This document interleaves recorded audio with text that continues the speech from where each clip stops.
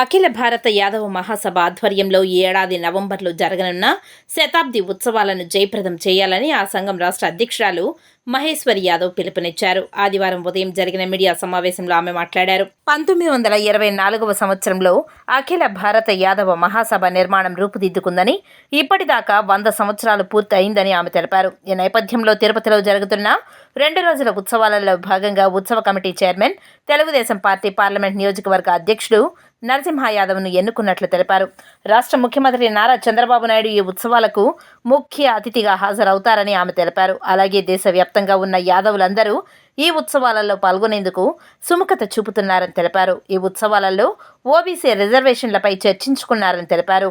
విద్య, ఆర్థిక, రాజకీయ పరంగా యాదవులు ముందుకు పోవడానికి ఈ ఉత్సవాలు ఎంతగానో ఉపయోగపడతాయని తెలిపారు.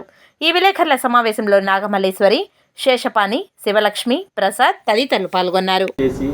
మాకు కావాల్సిన మేమెంతో మాకంత అంటే రాజ్యాధికారంలో మా పర్సంటేజ్ ఎంత ఉన్నాము, మాకు రావాల్సినటువంటి ఫలాలు ఏమున్నాయో వాటన్నిటిని కూడా మా గ్రామ స్థాయిలో అందరికీ కూడా చెప్పి వాళ్ళని ఇన్వైట్ చేస్తున్నాము. రానున్న నవంబర్లో జరిగే శతాబ్ది ఉత్సవాలకి యాదవులందరూ పెద్ద ఎత్తున వచ్చి జయప్రదం చేయాలని మీ ద్వారా అందరికీ తెలియపరచాలని కోరుకుంటున్నాము. ఆ రోజు నేషనల్ కాన్ఫరెన్స్ ఒకటి జరుగుతుంది. ఆ రోజు 20 సంవత్సరాల క్రితం జరిగినటువంటి మా నేషనల్ కాన్ఫరెన్స్లో ఓబీసీ రిజర్వేషన్స్ మహిళలకు పెట్టారు.